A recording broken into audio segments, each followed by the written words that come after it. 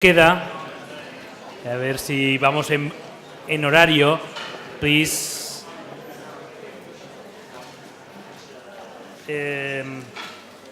Bueno, es un placer presentar al doctor Juan Carlos López Gutiérrez, que es de aquí, de este hospital, y que bueno, nos va a hablar sobre un tema que a vosotros las familias os interesa, que es el linfedema, y bueno, él es un experto. No solo el linfedema, sino en todas las enfermedades vasculares de este tipo, de inflamatorias, a que, bueno, os dejo con él. Juan Carlos, como 35 minutos, te aviso. Menos. Bueno, será menos. Muchas gracias por venir. Afortunadamente, well, good afternoon, ladies and gentlemen. Bonjour pour les francophones aussi. Es un placer compartir con ustedes esta jornada.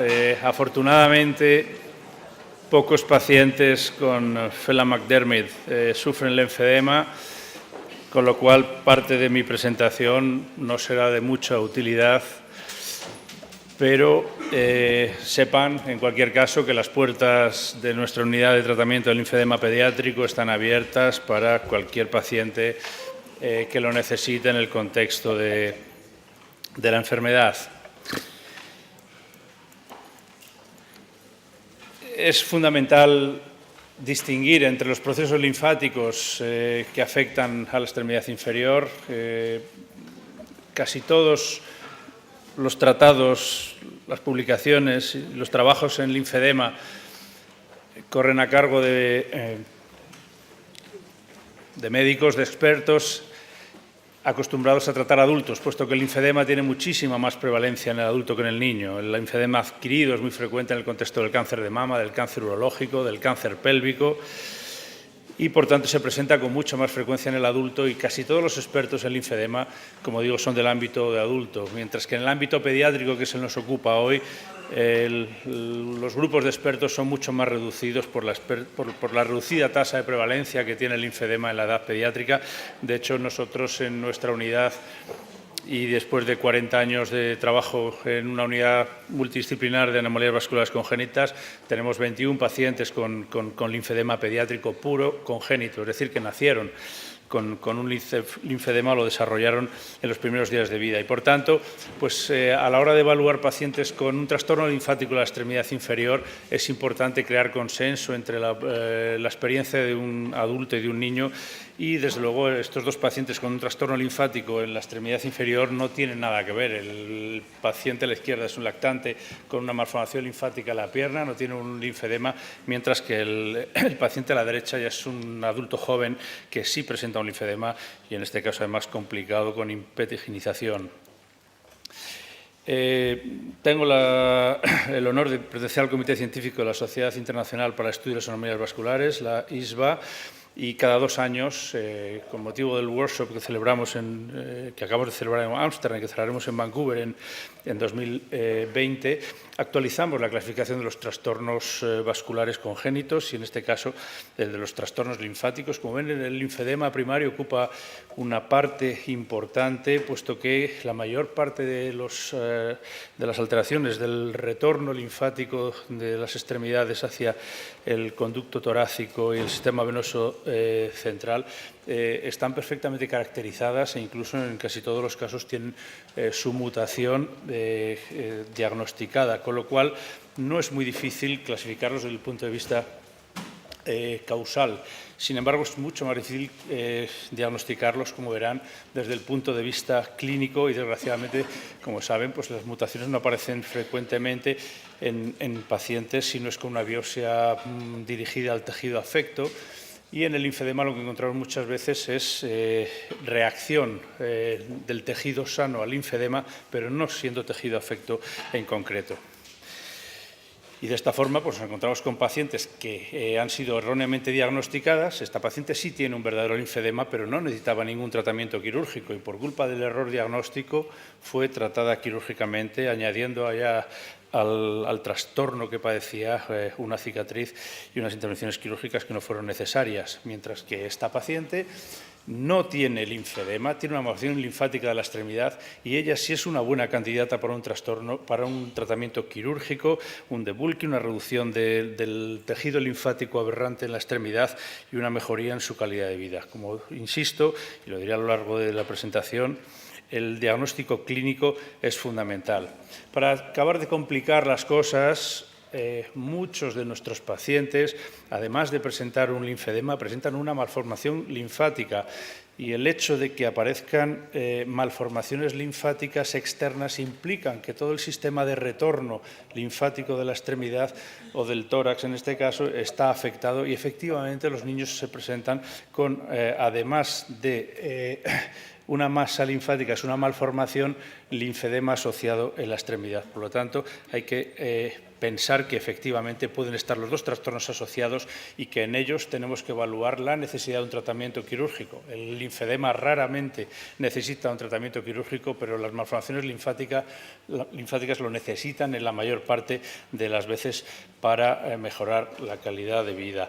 Esto es un rarísimo caso de linfedema congénito de la extremidad superior. Si vemos un paciente con estas características, lo primero que tenemos que pensar es que no es un linfedema porque es raro, pero en pocas semanas podemos estudiarlo de forma exacta desde el punto de vista de imagen y desde el punto de vista funcional para saber si el retorno linfático está afectado o lo que tiene es una malformación, es decir, tejido linfático aberrante.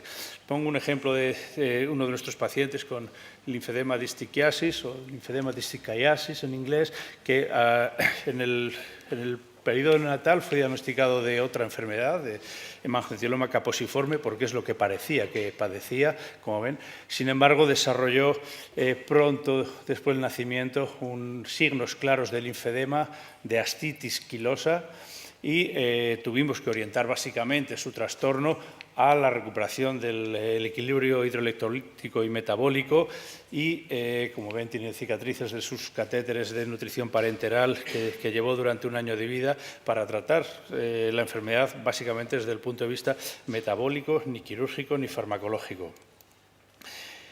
En la infancia hay también linfedema secundario y hay que conocerlo, pero el linfedema secundario en la infancia no es oncológico. El niño, afortunadamente, no suele tener en épocas precoces de la vida un tumor maligno, es muy raro y, por tanto, es raro que tengamos que hacer ganglios centinelas. Muy pocos pacientes en la infancia tienen melanoma o sospecha de melanoma.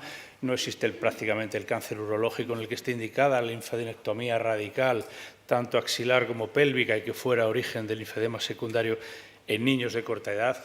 Y muy pocas veces a lo largo de los últimos años hemos necesitado acudir a la radioterapia como una opción terapéutica en los pacientes con cáncer en edad pediátrica y, por tanto, el linfedema secundario prácticamente, y sobre todo el congénito, entra dentro del campo de las bridas amnióticas.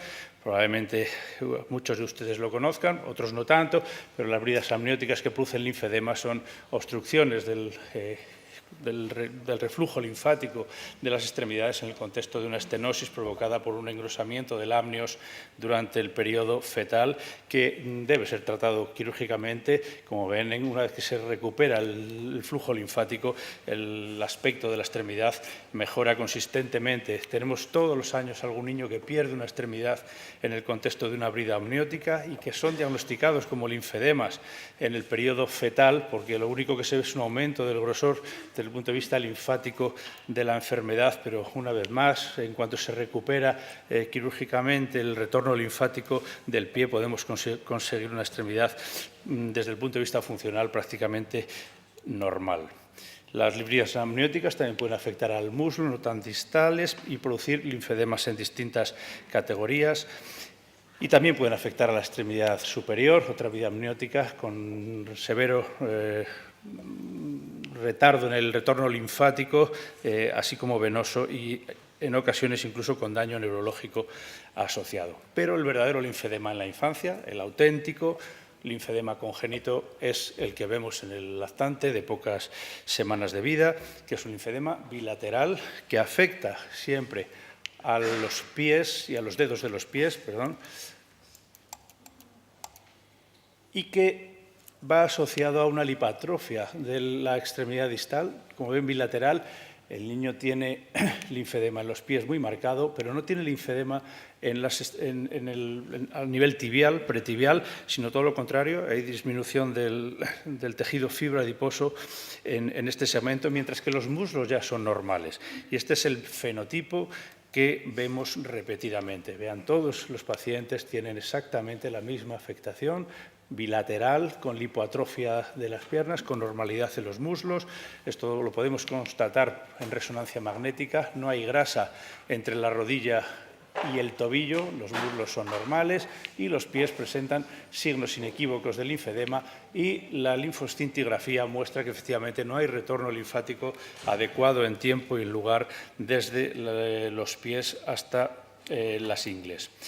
Curiosamente, estos pacientes, en el contexto de su trastorno genético, suelen llevar anomalías asociadas, muy frecuentemente urológicas, suelen tener alteraciones desde hipospadias a alteraciones en los genitales externos, obviamente hidrocele, y la segunda posibilidad de alteraciones asociadas suelen ser cardiológicas. Nunca son malformaciones estructurales del corazón, pero sí suelen tener pequeñas alteraciones del trastorno de la conducción, y en 3 pacientes hemos visto foramen oval permeable, comunicación intraauricular y comunicación interventricular.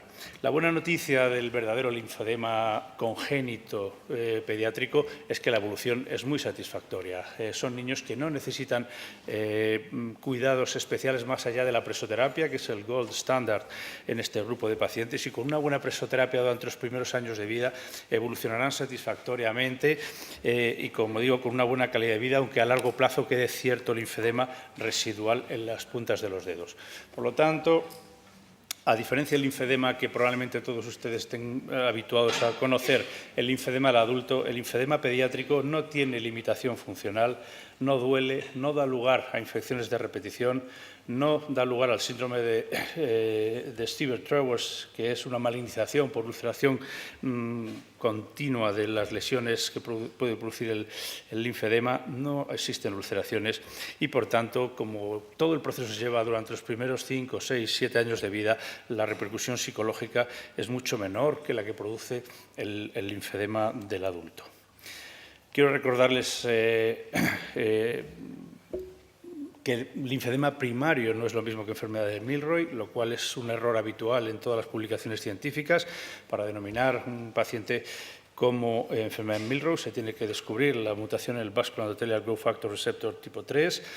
El linfedema debe ser hereditario y debe estar confinado a las extremidades inferiores. Por lo tanto, no cualquier paciente, no cualquier lactante recién nacido con una repercusión linfática de cualquier tipo en la enfermedad debe ser catalogado habitualmente como enfermedad de Milroy. Y nos pasa un poco lo mismo con el linfedema tardío pediátrico, que se lee y se presenta habitualmente en los tratados como enfermedad de Meige, y que no es exactamente la enfermedad de Meige si no es hereditario, aunque en este caso encima tenemos la dificultad de que no se ha encontrado para este trastorno la mutación.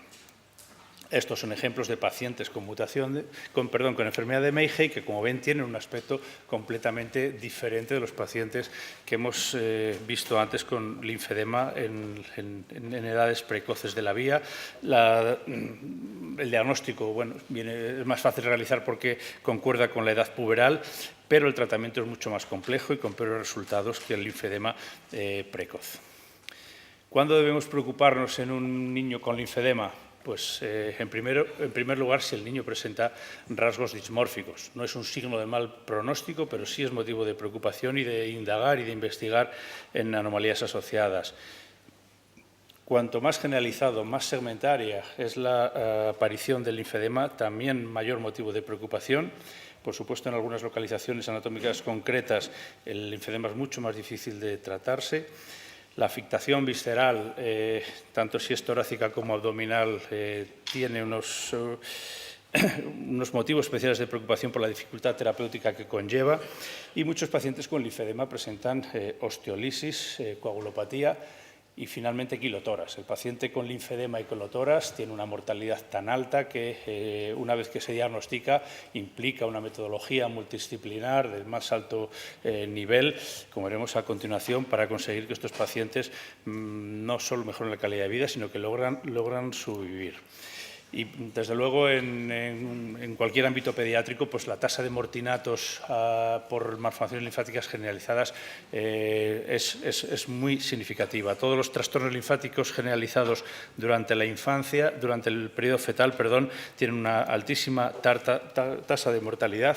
Y como ven, pues en este estudio del New England, aunque tiene ya bastantes años, pero de los 15 fetos diagnosticados solo con fetal cystic hygroma, que no es una malformación linfática generalizada, sino que afecta solo al territorio cérvico-craneal, tenían una mortalidad del 100%. Es uno de nuestros pacientes que consiguió sobrevivir a las pocas horas, durante unas cuantas horas de vida, creo que no llegó ni a las 48 horas. Teníamos que drenar permanentemente linfa de los pulmones bilateralmente y no consiguió sobrevivir. Otro dato de la literatura, como ven, la mortalidad es del 90%. Y otro de nuestros pacientes, este es más reciente, este es del año 2017, que también consiguió sobrevivir solo unas pocas horas de vida y que se asocian generalmente a trastornos genéticos y en ocasiones a otras anomalías vasculares. Otras anomalías vasculares como el síndrome de Parkes-Weber, que es una anomalía del sistema arterial, pero que hace que los pacientes desarrollen un linfedema en el contexto de un cuadro, como ven, con hiperplasia, hipertrofia arterial y con trastornos del reflujo. Otro caso de paciente con síndrome de Parkes-Weber, típico aumento del tamaño de la extremidad en el contexto de aumento de las fístulas y de arteriovenosas y el tamaño de las arterias de la extremidad. También vemos linfedema asociado al complejo de esclerosis tuberosa, aunque al igual que en el síndrome de Phelan-McDermid no es un hallazgo característico, pero existe y por tanto tenemos que estar preparados para diagnosticarlo. Y vemos con mucha frecuencia linfedema en pacientes con síndrome de Klippel-Trenaunay, tanto en la primera infancia como en pacientes en la edad adulta, en los que al final casi todo su problema viene más por el origen o por la presentación de las complicaciones linfáticas que las venosas o capilares que acompañan la enfermedad.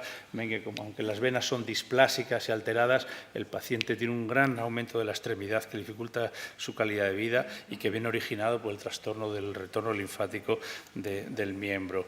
También vemos linfedema asociado a la neurofibromatosis y estamos desde hace años investigando cuál es el link que une los trastornos linfáticos entre la neurofibromatosis y la enfermedad linfática generalizada, que antes se llamaba linfangiomatosis, o el linfedema, porque la osteolisis también aparece en ambos trastornos. Por lo tanto, tenemos alteraciones en el retorno linfático en la neurofibromatosis, en el linfedema y en la linfangiomatosis, y muchos de los pacientes presentan problemas asociados como son viscerales y sobre todo óseos.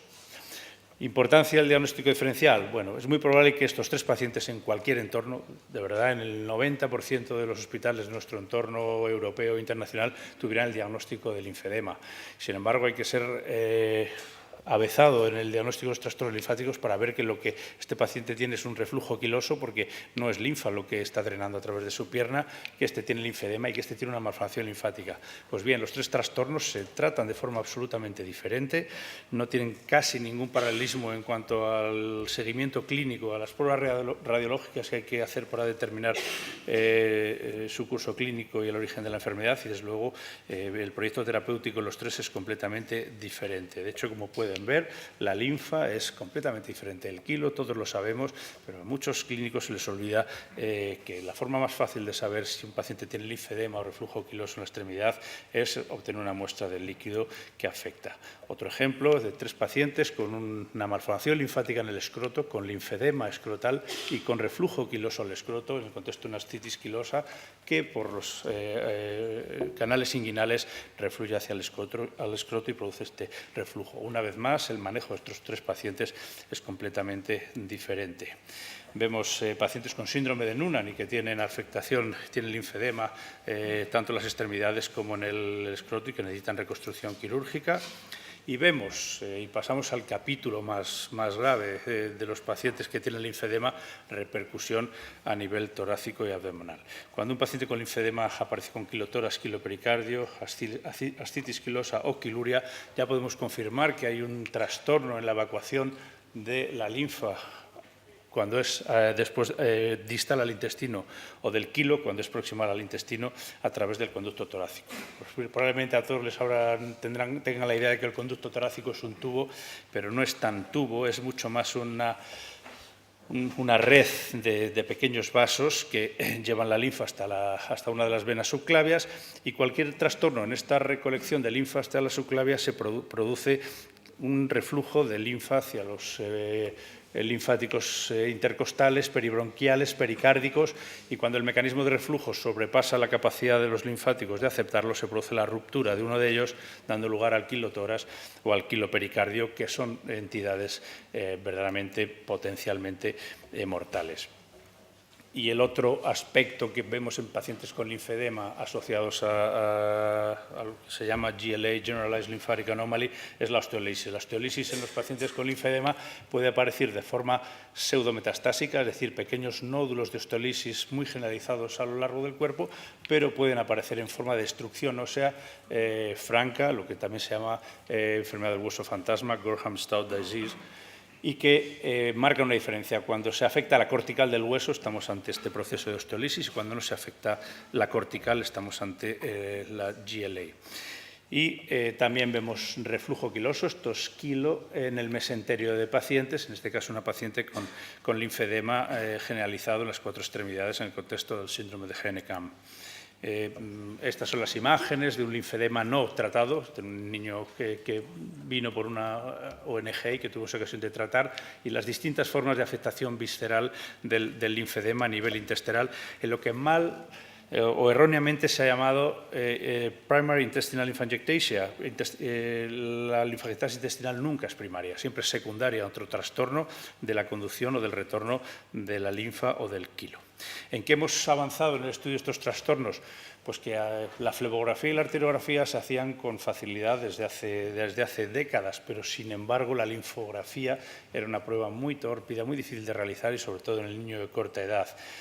Y afortunadamente desde hace tan solo 5 años hemos incluido el estudio de los linfáticos mediante resonancia. Se añade un contraste a los ganglios linfáticos inguinales y vemos cómo se delinea perfectamente en resonancia el sistema linfático, y más aún mejorando la técnica de inyección de contraste de los ganglios, alcanzamos también la posibilidad de verlos en lo que llamamos linfografía intranodal dinámica. Se inyecta contraste en los ganglios linfáticos inguinales, y como ven podemos ver el conducto torácico y la cisterna Achilli en normalidad, como esperábamos verlo en una flebografía o en una arteriografía. Es curioso que la linfografía que fue promulgada por el gran experto Marceau Cervelle hace ya muchísimos años, vuelve a estar de rabiosa actualidad en el manejo de las enfermedades linfáticas congénitas y con repercusión visceral. Desde el punto de vista del tratamiento en el linfedema, generalmente tenemos poco que hacer a nivel quirúrgico, pero sí hay pacientes a los que una reducción del volumen de la extremidad por afectación de la linfa les mejora considerablemente la calidad de vida. El solo ponerse un pantalón con facilidad ayuda mucho a los niños con este trastorno. Cuando el paciente es de mayor edad y el problema ya causa infecciones de repetición, dolor, dificultad para la ambulación, tenemos que realizar algún procedimiento más agresivo, lo que se llama Charles Procedure, pero es absolutamente excepcional. Hemos realizado esta intervención 3 veces en los últimos años y suele ser necesaria en adolescentes o en adultos jóvenes. Y el tratamiento de elección actual en el linfedema es la transferencia de ganglios linfáticos sanos mediante anastomosis microquirúrgicas a la extremidad. Pero es una técnica que tiene mucha más utilidad en el linfedema secundario del adulto que en el linfedema congénito, puesto que la realización de estas técnicas quirúrgicas en un paciente de corta edad es todavía técnicamente prácticamente imposible, y al hacer buenas anastomosis de linfáticos de micras de espesor todavía no se ha conseguido, aunque se sigue trabajando en ello. Y como ven, además, en los casos que se presentan como éxito, pues tampoco, como podríamos decir coloquialmente, no es para tirar cohetes. Por lo tanto, el tratamiento quirúrgico del linfedema está reservado a pacientes con complicaciones serias. En este caso, infecciones de repetición, dolor, picor, prurito, mala calidad de vida, las cuales pues, el resultado cosmético es lo secundario y lo primario es que el paciente deje de tomar antibióticos de forma permanente y acudir al hospital prácticamente todas las semanas. El quilopericardio asociado, cuando aparece, se trata exitosamente con punción o con realización de una ventana pericárdica y es curativo. Y la forma moderna de tratar el quilotórax es mediante embolización del conducto torácico, abordando mediante linfografía y acceso percutáneo la cisterna Kili y embolizando las fístulas que puedan aparecer. Entonces, un lactante que tratamos el año pasado con un linfedema y quilotórax secundario, vean las imágenes de inyección del lipiodol en los ganglios inguinales, y solo el lipiodol, mediante su viscosidad, fue capaz de tapar la fuga que había del conducto torácico al pulmón izquierdo y tratar el quilotórax. Ya no hacemos prácticamente en ningún paciente ligadura del conducto torácico ni anastomosis linfovenosas en el tratamiento de esta complicación. Y finalmente, solo 2 minutos para lanzar un mensaje de esperanza a todos los pacientes con trastornos linfáticos en el contexto de la enfermedad de Phelan-McDermid, porque en el año 89 tratábamos por rutina a los recién nacidos con malformaciones linfáticas de la cabeza y cuello mediante una intervención quirúrgica prácticamente en el periodo natal, pero 30 y tantos años después, es decir, este año y el año anterior, estos pacientes ya se tratan exclusivamente de forma farmacológica. Y, como ven, un paciente con una gran malformación linfática, tejido aberrante, alteración del retorno linfático de una masa linfática que puede comprometer la vía aérea, la administración de rapamicina, un inhibidor de la vía mTOR en la que está involucradas las malformaciones linfáticas, consigue que a los 8 meses la malformación prácticamente haya desaparecido y que a los 18 meses haya desaparecido completamente. ¿Quién nos iba a decir hace 10 años que un trastorno vascular puro y duro, una alteración de los linfáticos, se pudiera tratar con una molécula que encima, por suerte, está perfectamente conocida y se utiliza como inmunosupresor en los pacientes con trasplante renal pediátrico? Pero no solo eso, en el 2014 empezamos la utilización de sirolimus y ahora estamos empezando el uso de alpelisib. Hemos encontrado otro inhibidor todavía más específico de las mutaciones en PIK3CA que nos va a aportar todavía mejores resultados en pacientes que durante muchos años se han operado, se han tratado mediante esclerosis, mediante láser, mediante fulguraciones y con metodología invasiva que ahora mismo está en desuso. Y por eso creo que hay que guardar la esperanza de que el grupo de pacientes con Phelan-McDermid, como nos ha pasado con el grupo de Petena-Martoma Tumor Syndrome, de tuberosis esclerosa o de todas las mutaciones en PIK3CA, se puedan tratar con inhibidores de la vía mTOR. En conclusión, el linfedema consiste en un grupo muy heterogéneo de trastornos que debe ser adecuadamente diagnosticado por un equipo multidisciplinar. No son pacientes para que se lleven en un hospital y en el contexto de un solo especialista, que requieren el estudio de todo el sistema linfático y que, si no se manejan adecuadamente, tienen una mortalidad significativa. Pero todavía nos queda mejorar la estratificación clínica, porque unos pacientes evolucionan mejor que otros, no lo sabemos.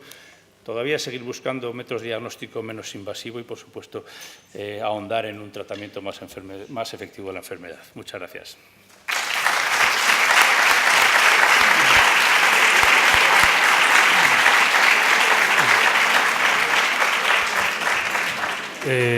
Gracias, Juan Carlos. Hay tiempo para 1 o 2 preguntas. Sí.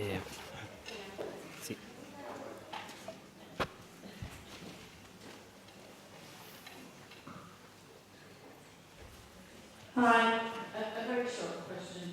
Did you mention that lymphedema later types for younger children becomes better, or did I not understand that well? Our daughter is only 8. She has very mild lymphedema on the left ankle and toes, and she's doing lymphatic drainage and wearing socks. So I was wondering if I understood that correctly? Well, that's one of the problems. Is accurate diagnosis of pediatric lymphedema is quite difficult to afford. If the origin of lymphedema is basically congenital, bilateral, with a typical phenotype, the treatment, the standard treatment with pressure garments will be successful in most cases, but we have to be sure that this patient is having a primary lymphedema, another type of lymphedema with another mutation carrying the disorder. It's important to have accurate information regarding the reflux, the lymphatic reflux from the foot to the leg.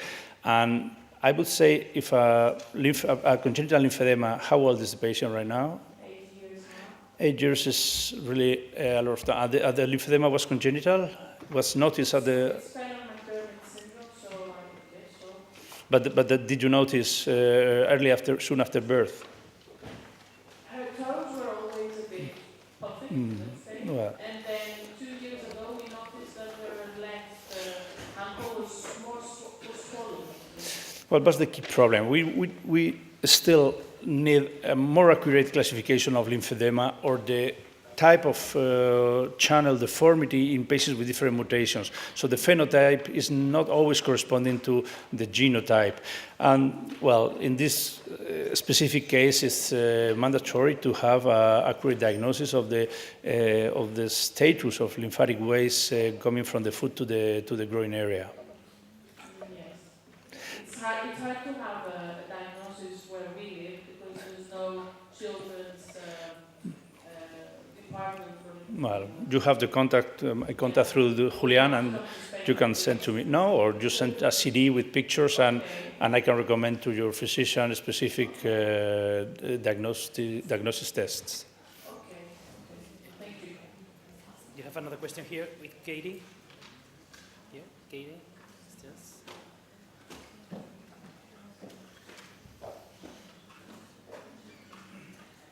In Phelan-McDermid syndrome, I've never heard of this cranial or neck lymphedema. We've never seen that. They sometimes have puffy feet at birth, but most of the lymphedema is limited to the lower limbs. Occasionally we'll see it in the hands or the arms, but I think as the lady up here was saying, in the older individuals, as they get to teenagers and young adults, the lymphopress stockings that you have a peristaltic motion that moves food back to the body, generally works very well. But I mean, a lot of the surgery is really not that complicated. And I fully agree. The problem is there are so few individuals with lymphedema in the context of the disease. I think it would be more useful to put all of them together and to study them from diagnosis and from therapeutical point of view, all of them together, because lymphedema and mutation, Phelan-McDermid mutation, how many patients do you think you can find in the world? 20, 50, 30? No, with lymphedema. Well, I think they deserve a specific study of the lymphatic flow in this group of patients. Well.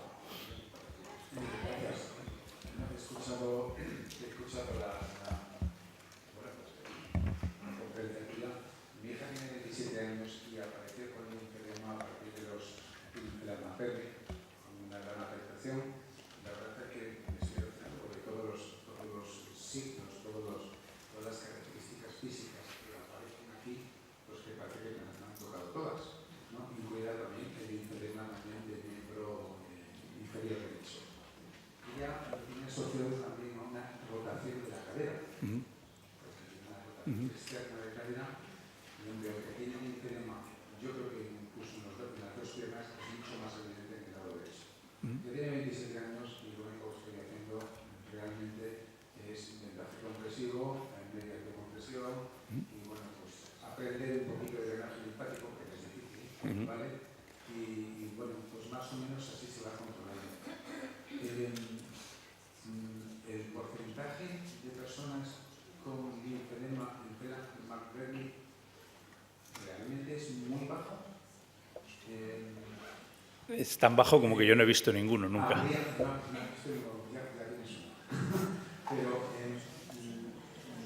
historia es, ¿tendríamos que pensar en alguna otra patología que pudiera producir ese linfedema?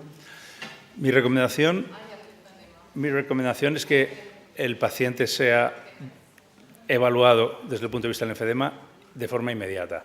Desde luego, lo que sabemos en linfedema y que es común a todos los linfedemas es que un tratamiento agresivo, precoz y bien dirigido tiene muchos mejores resultados que el decir, bueno, linfedema, pressure garments, that's all. No.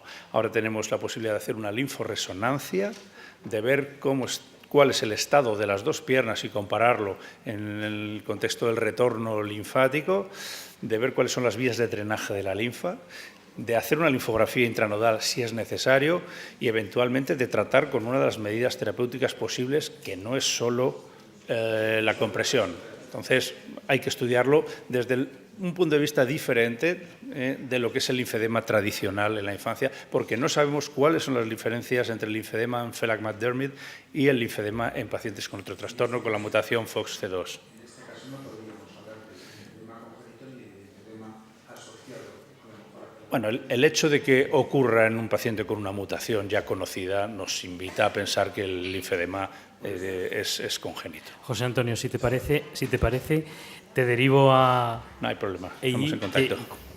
Personalmente.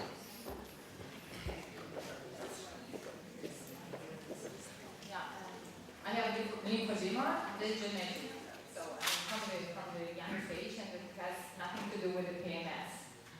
My question would be, it's partly already answered, how it's related to the PMS.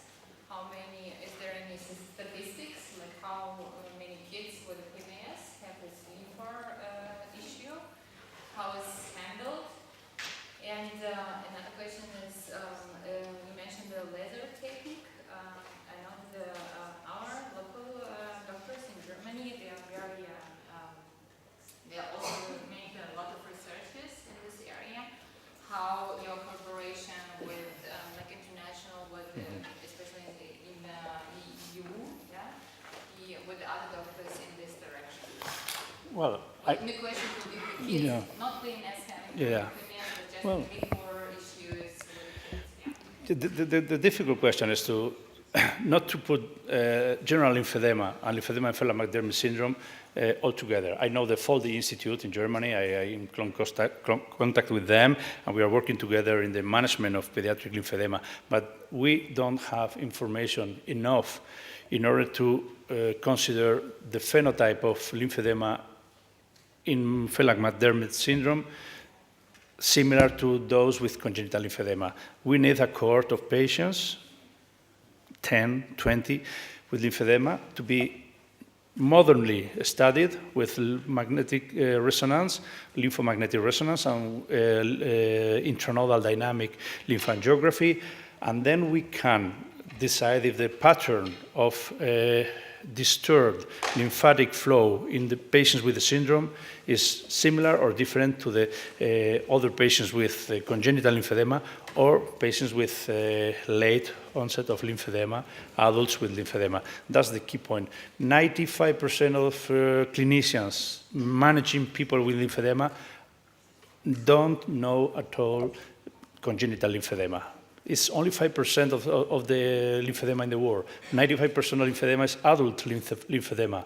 And most patients have different mutations, different phenotype, and different genotypes. So we have to put together patients with lymphedema in the context of Phelan-McDermid and analyze the specific characteristics of this group of patients. Because my experiences, changes are really too important to consider all of them the lymphedema patients. No.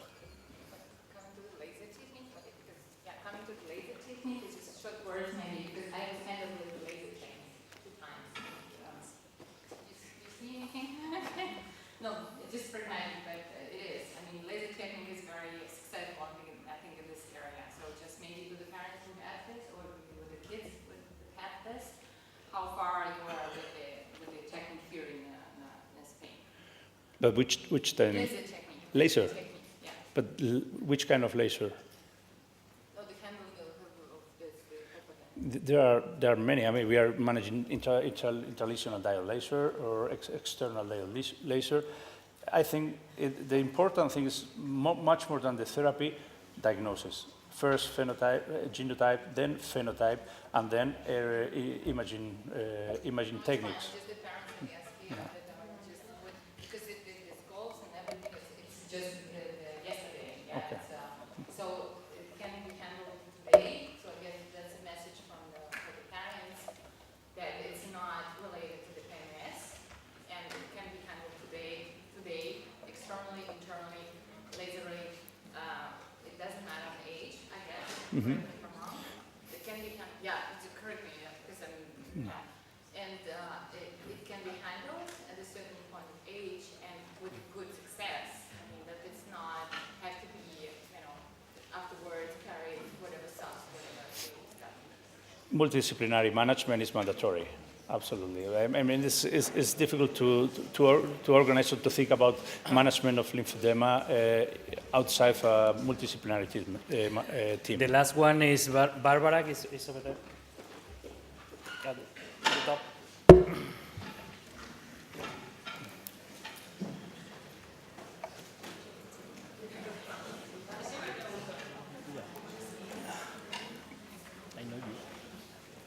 Yo siempre pregunto, pero bueno. A ver, yo quería saber si hay algún estudio o pensáis que pueda haber alguna vinculación entre el lymphedema y el trastorno o un déficit inmunitario. Hemos visto que una de las cosas que parece que nuestros niños, yo soy madre de una niña afectada, que nuestros niños tienen es un sistema inmunitario debilitado. Sabemos que en el intestino está todo el sistema inmunológico y que la linfa recoge todo el resto de la cascada inmunitaria. Entonces yo quería saber si vosotros habéis valorado la idea de poder evaluar el lymphedema con algún tipo de problema a nivel de déficit inmunitario. Lo hacemos rutinariamente, de verdad, es muy fácil de llevar a cabo. Tenemos muchísimos pacientes con trastornos de retorno linfático en el contexto de cirugía cardíaca, de trasplantes. Todos los trasplantes intestinales, todos los trasplantes hepáticos acaban desarrollando algún tipo de trastorno de retorno linfático y la forma sencilla de ver la posible repercusión inmunitaria de un linfedema o de un trastorno del retorno linfático en un niño sería inicialmente ver si hay linfagietasa intestinal. Con un test de alfa-1 antitripsina en heces, además de la clínica, se puede ver si el niño está perdiendo linfa con las heces, aunque sea de forma pequeña. Desde luego, toda deplección de linfa, si un paciente está perdiendo linfa, esa deplección conlleva déficit de proteínas, déficit de inmunoglobulinas y reducción en CD4 y CD8 en factores del complemento. Cuanto más agresiva es la pérdida de linfa, más repercusión en el sistema inmunitario. Pero su diagnóstico y su seguimiento no es complicado y se puede diagnosticar sin problema, tanto desde el punto de vista bioquímico, morfológico y molecular. Una vez más, en el contexto de un equipo multidisciplinar. Pero sí está al alcance de la mano sin problema.